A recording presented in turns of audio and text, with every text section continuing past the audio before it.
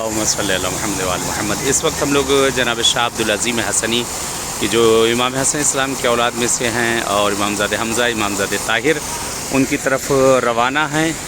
Tehran के अंदर शहर रई के अंदर जिनकी कब्र है कि जिनकी ज़ियारत का सवाब मौला इमाम हुसैन अलैहिस्सलाम की ज़ियारत का सवाब है। इंशाअल्लाह के नायब ज़ियारा है, दुआ भी हैं आप लोगों के लिए भी।